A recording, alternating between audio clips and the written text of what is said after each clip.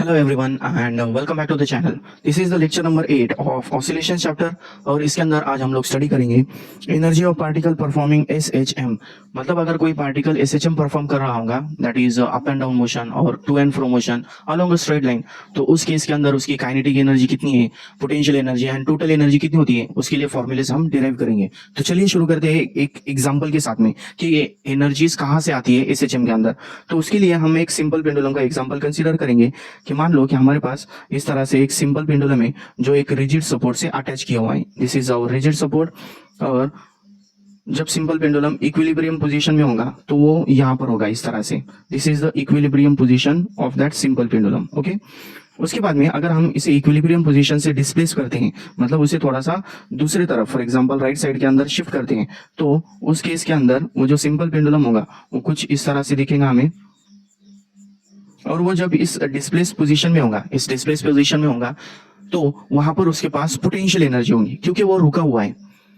जब पार्टिकल या ऑब्जेक्ट एक पर्टिकुलर पोजीशन को एक्वायर करता है तो उसकी वजह से जो एनर्जी प्रोड्यूस होती है वो होती है पोटेंशियल एनर्जी। तो पार्टिकल यहाँ पर सॉरी जो ऑब्जेक्ट है वो यहाँ पर रुका हुआ है, तो इसकी वजह से उसके अंदर पोटेंशियल एनर्जी है। यहाँ पर कौन सी है?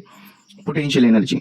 उसके बाद में ये क्या करेगा, इस तरह से मेन पोजीशन की तरफ आएगा। मेन पोजीशन की तरफ आने के बाद में ये जो उसका सेंटर होगा, यहाँ पर उसका स्पीड सबसे ज्यादा होगा। इससे पहले लेक्चर्स के अंदर देख चुके हैं हम कि मेन पोजीशन के ऊपर velocity of the particle maximum होती है। तो यहाँ पर वेलोसिटी मैक्सिमम है, मैक्सिमम वेलोसिटी है, दैट मीन्स मोशन के अंदर है। मोशन के अंदर होती है काइनेटिक एनर्जी। अगर ऑब्जेक्ट रुका हुआ होगा तो पोटेंशियल एनर्जी, वो भी एक पर्टिकुलर पोजीशन के ऊपर। उसके बाद में पार्टिकल अगर मोशन में होगा तो वहां पर काइनेटिक एनर्जी, मतलब यहाँ पर उसके अंदर टोटल काइनेटिक एनर्जी आ चुकी है। उसके बाद में फिर से ये दूसरे एक्सट्रीम पोजीशन की तरफ जाएगा, इस तरह से दूसरे एक्सट्रीम पर चला जाएगा। दूसरे एक्सट्रीम पर जाने के बाद में उसके अंदर फिर से वो एक पर्टिकुलर पोजीशन पर आने के बाद में रुक जाएगा। उसके अंदर टोटल पोटेंशियल एनर्जी प्रोड्यूस हो जाएंगी। फिर से वो मेन पोजीशन की तरफ आएगा तो काइनेटिक एनर्जी। इस तरह से potential and kinetic energy continuously change होने वाले हैं, बट इन दोनों की एडिशन यहाँ पर कांस्टेंट रहेंगी, वो हम आगे चलकर देखेंगे। तो उम्मीद है आप लोगों को इसका आइडिया आ चुका होगा कि उसके अंदर पोटेंशियल एनर्जी और काइनेटिक एनर्जी कहाँ से आती है। उसके बाद में हम जो काइनेटिक एनर्जी है वो कितनी होती है यहाँ से शुरुआत करेंगे। तो सबसे पहले हम देखेंगे इसके अंदर काइनेटिक एनर्जी, पहला पार्ट जो होगा उसके अंदर हम काइनेटिक एनर्जी ऑफ पार्टिकल देखेंगे। Kinetic energy of particle performing SHM.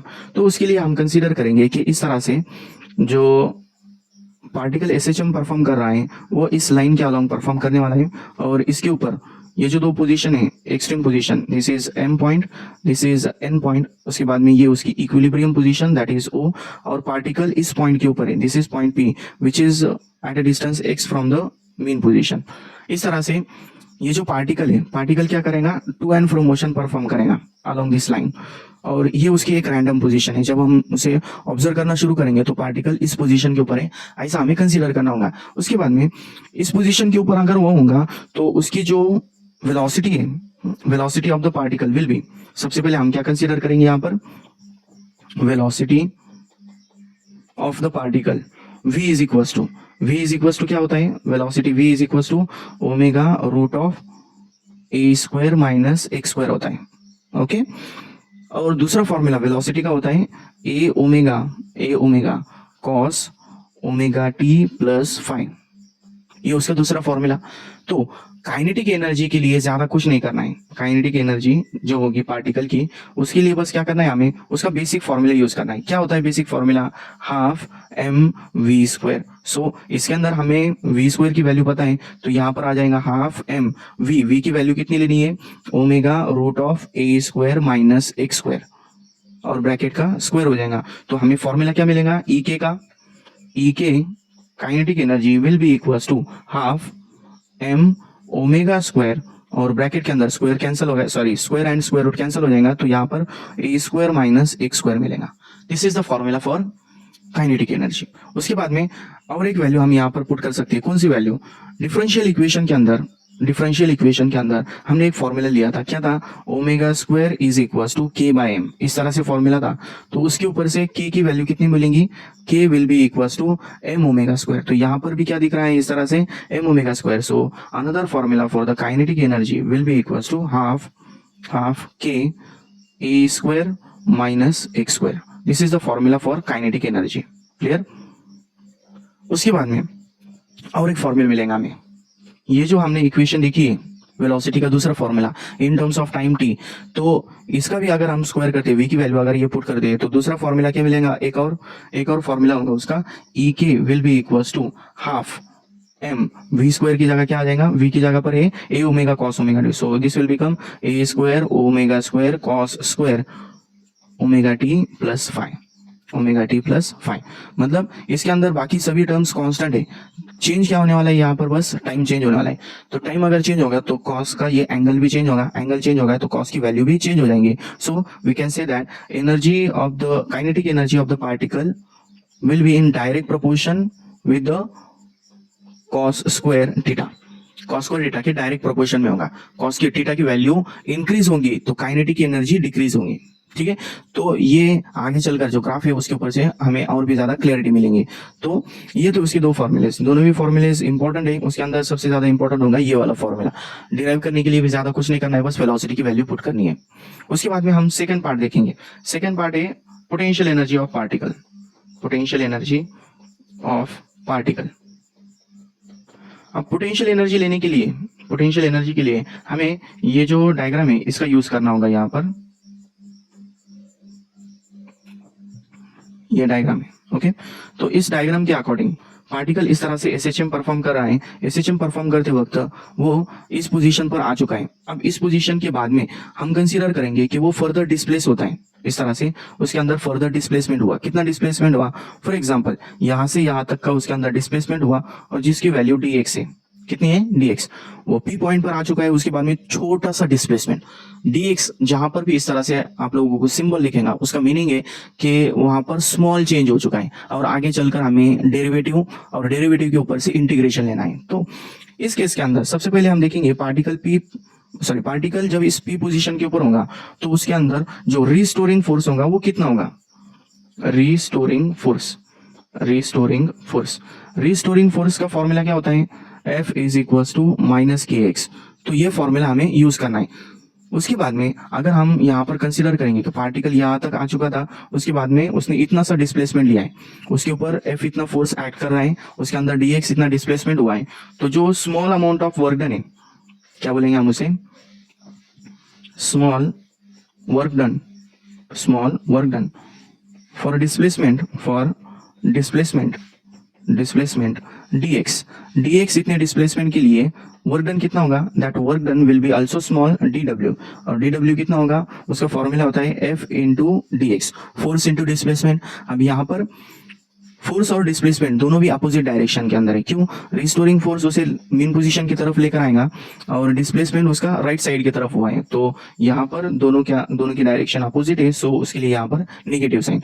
Values अगर पुट करेंगे तो उसके अंदर बस f की वैल्यू पता है, सो माइनस kx वैल्यू आ गई into dx, so this will become minus plus kx into dx।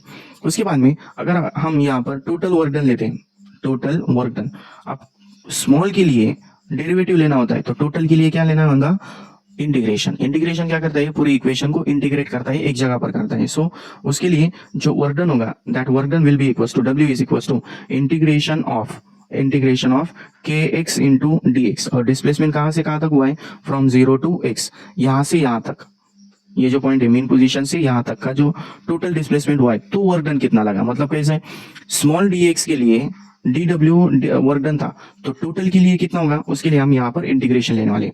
तो इसके अंदर k तो कांस्टेंट है, इंटीग्रेशन ऑफ x dx लेना है फ्रॉम 0 टू x। इसके बाद में यहाँ पर हम x रेज टू n का फॉर्मूला ले सकते हैं, integration of x raise to n dx क्या होता है, x raise to n plus 1 upon n plus 1 plus c, constant of integration भी होता है बट उसकी यहाँ पर जरूरत नहीं है। So work done w will be equal to k, integration क्या आ जाएगा, x रेज टू 1 है यहाँ पर, तो x raise to 1 plus 1 upon 1 plus 1 होगा, और इसकी लिमिट 0 टू x, जिसकी कोई जरूरत नहीं है क्योंकि फाइनली x माइनस 0 ही होना है। So work done w is equal to कितना आ जाएगा, ये k x square upon 2। Okay, तो ये था हमारा वर्क डन। अब देखो जहां पर भी वर्क डन होगा, वर्क डन के केस के लिए मैं यहाँ पर आप लोगों को एक एग्जांपल देता हूँ। कंसीडर करो कि ये हमारा ग्राउंड है, दिस इज आवर ग्राउंड के ऊपर कोई ऑब्जेक्ट था, इस तरह से कोई ऑब्जेक्ट था। अब इस ऑब्जेक्ट के ऊपर जब वो नीचे रखा हुआ है तो इसके अंदर कौन सी एनर्जी है, पोटेंशियल एनर्जी। ओके, उसके बाद में ग्राउंड से कुछ हाइट के ऊपर, इस तरह से कुछ हाइट के ऊपर, फॉर एग्जांपल एक डेस्क है, इस तरह से कोई डेस्क है और इस ऑब्जेक्ट को यहाँ से यहाँ तक डिस्प्लेस करना है, ठीक है, उसे यहाँ से उठाकर यहाँ पर रख दिए इस तरह से, इस पोजीशन के ऊपर। इस पोजीशन के ऊपर रखने के बाद में भी कौन सी एनर्जी है, उसके अंदर पोटेंशियल एनर्जी। सो दोनों भी जगह पर पोटेंशियल एनर्जी है, but this potential energy is greater than this one. यहाँ पर हाइट इंक्रीज हो गई तो पोटेंशियल एनर्जी भी क्या हो गई, इंक्रीज। अब ये पोटेंशियल एनर्जी किसकी वजह से इंक्रीज हो गई है, तो यहाँ पर ये जो ऑब्जेक्ट था इसके ऊपर ग्रेविटेशनल फोर्स से नीचे डाउनवर्ड डायरेक्शन के अंदर, इस फोर्स के अंदर अगेंस्ट इसे डिस्प्लेस कर कर यहाँ पर लाया गया है, मतलब यहाँ पर कुछ वर्क डन हुआ है।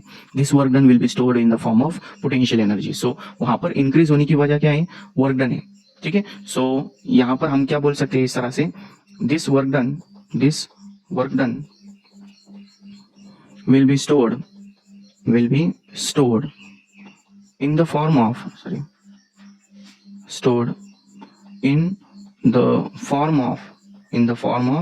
potential energy, so potential work done की जगह डायरेक्टली क्या आ जाएगा इस तरह से, पोटेंशियल एनर्जी। तो फॉर्मूला हमें क्या मिलेगा, potential energy EP will be equals to half kx square. This will be the formula for potential energy. k की जगह हम m ओमेगा स्क्वायर भी ले सकते हैं। उसके बाद में इन टर्म्स ऑफ टाइम अगर लेना है तो उसके लिए क्या करेंगे, बस यहाँ पर EP is equals to half k as it is, और डिस्प्लेसमेंट क्या होता है, a sine omega t plus five. So इसकी जगह पर क्या आ जाएगा, a square sine square omega t plus five. मतलब यहाँ पर potential energy is directly proportional to sine square theta. इससे पहले कॉस स्क्वायर थीटा था, अब क्या आ जाएगा, साइन स्क्वायर थीटा आ जाएगा। ओके, सो अगर टाइम चेंज होगा तो इसकी पोटेंशियल एनर्जी भी चेंज होगी। तो इस तरह से हमें kinetic as well as potential energy मिल जाएंगी। इसके बाद में थर्ड पार्ट आएगा यहाँ पर, दैट इज टोटल एनर्जी। अब ये जो टोटल एनर्जी है ये काइनेटिक एंड पोटेंशियल एनर्जी की एडिशन होती है। तो यहाँ पर बस हमें क्या करना है, total energy E will be equals to the summation of kinetic and potential energy, EP and EK का एडिशन करना है। So total energy will be, kinetic energy कितनी थी, half k a square minus x square थी। उसके बाद में potential energy कितनी थी, half k x square. So इस ब्रैकेट को अगर हम एक्सपांड करेंगे तो क्या मिलेगा, half k a square minus half k x square plus half k x square. तो इसके अंदर माइनस और plus half k x square क्या हो जाएगा, cancel. So we will get E is equals to half k a square. This is the formula for total energy. अब ये जो टोटल एनर्जी है ये फोर्स कांस्टेंट के ऊपर डिपेंड करती है, विच इज कांस्टेंट। उसके बाद में एम्पलीट्यूड के ऊपर डिपेंड करती है। तो एसएचएम के अंदर एम्पलीट्यूड भी कांस्टेंट होता है। सो दोनों भी यहाँ पर कांस्टेंट टर्म्स है। So we can say that energy is conserved during SHM perform करते वक्त एनर्जी जो होगी वो कांस्टेंट रहेगी। उसके बाद में अब ये और किसके ऊपर डिपेंड करता है, तो उसके लिए हम कुछ वैल्यूज पुट कर लेते हैं।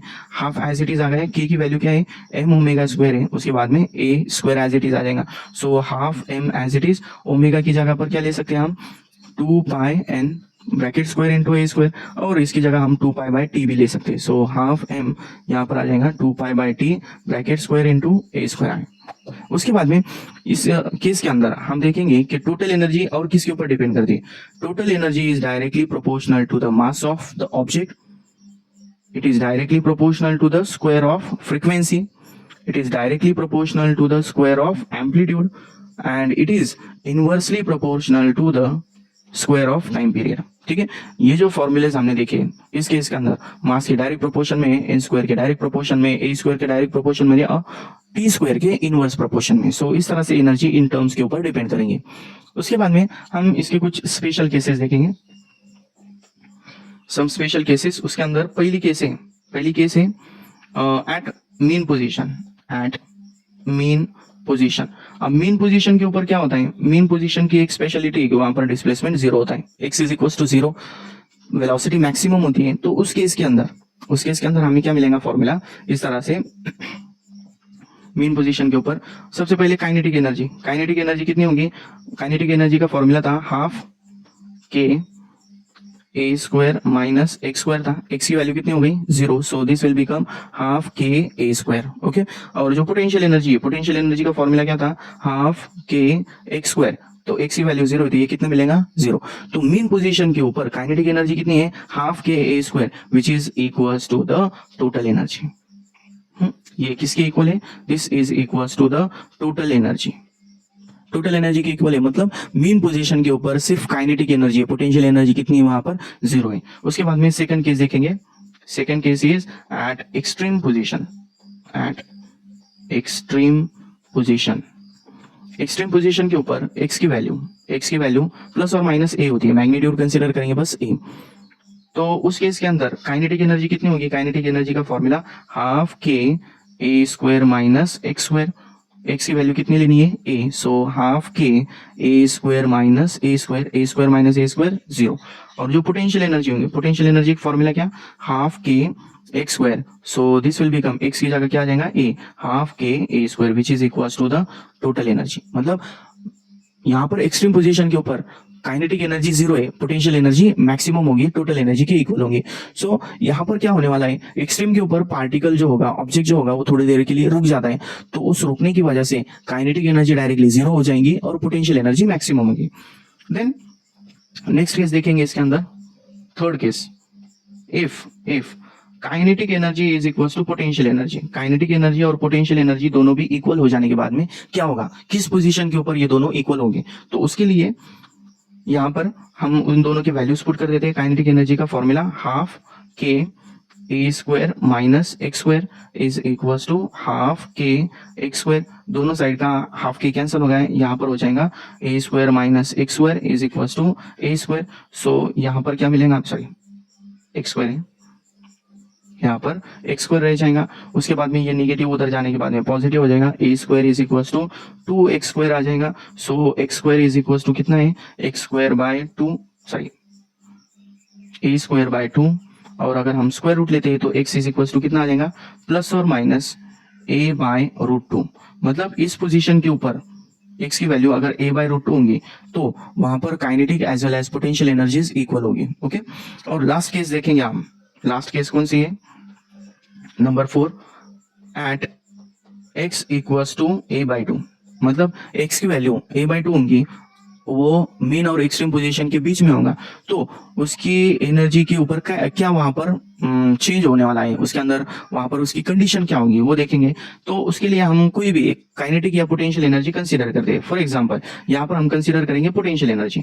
पोटेंशियल एनर्जी ईपी का फॉर्मूला क्या है, हाफ के एक्स स्क्वायर है। सो यहाँ पर कितना आ जाएगा, हाफ के एक्स की जगह a by 2 bracket square, so this will become half के ए स्क्वायर बाय 4। सो इसे मैं साइड में ले लेता हूं तो ये क्या मिलेगा, 1/4 इंटू हाफ के ए स्क्वायर। हाफ के ए स्क्वायर क्या होता है, total energy. So at x equals to a by 2 potential energy is equals to the 1/4 of total energy, 1/4 of total energy। मतलब यहाँ पर 1/4 एनर्जी कौन सी है, पोटेंशियल एनर्जी है। तो यहाँ पर काइनेटिक एनर्जी कितनी होगी, 3/4 होगी, 3/4। मतलब अगर 100% टोटल एनर्जी है तो उसके अंदर 25% कौन सी एनर्जी है, पोटेंशियल एनर्जी है, और बाकी की 75% कौन सी एनर्जी है, काइनेटिक एनर्जी। इस तरह से हम डिस्प्लेसमेंट के ऊपर से भी जो काइनेटिक एनर्जी या पोटेंशियल एनर्जी वो टोटल एनर्जी का कितना परसेंट है वो भी हम फाइंड आउट कर सकते हैं। ठीक है, उसके बाद में लास्ट हम इसका एक ग्राफ प्लॉट करेंगे। इस तरह से हमें यहाँ पर एक ग्राफ प्लॉट करना है। ग्राफ के लिए एक जो एक्स एक्सिस होगा हमारा, एक्स एक्सिस के ऊपर हम यहाँ पर डिस्प्लेसमेंट कंसीडर करेंगे एक्स की वैल्यू। उसके बाद में ये जो वाई एक्सिस होगा, वाई एक्सिस के ऊपर हम एनर्जी कंसीडर करेंगे। This is our Y axis, और इस वाई एक्सिस के ऊपर एनर्जी होगी, एनर्जी। तो हमने देखा क्या है कि kinetic energy, sorry potential energy शुरुआत करेंगे। Potential energy formula half k x square, x की वैल्यू इंक्रीज होगी तो पोटेंशियल एनर्जी क्या होगी, इंक्रीज होगी, और वो एक मैक्सिमम वैल्यू तक जाएंगे। बट वो एक्स स्क्वायर के प्रोपोर्शन में, एक्स के प्रोपोर्शन में नहीं है। एक्स के प्रोपोर्शन में होगा तो ग्राफ लीनियर होगा, बट एक्स स्क्वायर के होगा तो वो नॉन लीनियर होगा। सो ग्राफ कैसा मिलेगा हमें, इस तरह से पोटेंशियल एनर्जी जो होगी वो कंटिन्यूअसली इंक्रीज होगी ऐसी, और वो एक मैक्सिमम पोजीशन तक जाने के बाद में इस तरह से इंक्रीज होते रहेंगे। ओके, तो ये जो पोजीशन है जहां तक वो इंक्रीज होने वाली है, ये जो पॉइंट है यहाँ से यहाँ तक का, तो यहाँ पर एनर्जी कितनी होगी, that energy will be the total energy. वो कौन सी होगी, टोटल एनर्जी। मतलब यहाँ पर E will be equals to half के ए स्क्वायर, मैक्सिमम वैल्यू होगी। ओके, उसके बाद में निगेटिव साइड के अंदर भी, और ये इंक्रीज कहाँ तक होने वाली है, ये कहाँ तक इंक्रीज हो गई है, इस तरह से कहाँ तक इंक्रीज होने वाली है, जब तक इसका डिस्प्लेसमेंट यहाँ पर ए नहीं हो जाता। प्लस ए साइड के अंदर ये होगा, और निगेटिव साइड के अंदर इस तरह से दूसरे साइड के अंदर भी ये कंटिन्यूअसली इंक्रीज होगी, और इंक्रीज कहाँ तक होगी, वो एक पर्टिकुलर पोजीशन तक। वो पर्टिकुलर पोजीशन कौन सी है, यहाँ पर टोटल एनर्जी मैक्सिमम होगी, और इस केस के अंदर ये जो डिस्प्लेसमेंट होगा यहाँ पर एक्स एक्सिस के ऊपर डिस्प्लेसमेंट कितना होगा, यहाँ पर माइनस ए होगा। ओके, तो इस तरह से यहाँ पर पोटेंशियल एनर्जी होगी जो मेन पोजीशन के ऊपर जीरो है, और एक्सट्रीम पोजीशन के ऊपर जाने के बाद में वो मैक्सिमम हो जाएंगे। बट काइनेटिक का डिफरेंट है, काइनेटिक एनर्जी यहाँ पर मेन पोजीशन पर मैक्सिमम होगी, उसके बाद में डिक्रीज होने वाली है। सो उसका जो ग्राफ होगा वो कुछ इस तरह से होगा, नीचे आने की तरफ वो डिक्रीज होते चले जाएगा, इस तरह से डिक्रीज। ओके, और दूसरे साइड में भी इस तरह से वो डिक्रीज हो जाएगा। तो ये जो पोजीशन है, मतलब यहाँ पर एम्पलीट्यूड मैक्सिमम डिस्प्लेसमेंट के ऊपर जो काइनेटिक एनर्जी क्या होने वाली है, जीरो हो जाने वाली है। ठीक है, और ये जो ग्रीन लाइन है ये किसके लिए होगी, पोटेंशियल एनर्जी के लिए। तो इस केस के अंदर हम एक पोजीशन ऑब्जर्व कर रहे हैं कि इस पोजीशन के ऊपर, कौन सी, ये वाली पोजीशन के ऊपर, ये वाली पोजीशन के ऊपर दोनों भी जो वैल्यूज है वो दोनों वैल्यूज सेम है, kinetic as well as potential energy यहाँ पर सेम मिलने वाली है, दोनों नेगेटिव और पॉजिटिव दोनों जगह पर। तो ये कौन सी जगह होगी, this will be plus a by root two, और यहाँ पर होगी ये minus a by root two. इस पॉइंट के ऊपर kinetic energy and potential energy दोनों की वैल्यू यहाँ पर सेम हो जाएंगे। ओके, तो उम्मीद है आप लोगों को ये टॉपिक क्लियर हो गया होगा। इसी तरह से आने वाले लेक्चर्स के अंदर बाकी का चैप्टर हम कंप्लीट करेंगे। तो मिलते हैं नेक्स्ट वीडियो के अंदर, तब तक के लिए पढ़ाई करते रहिए। Thank you so much.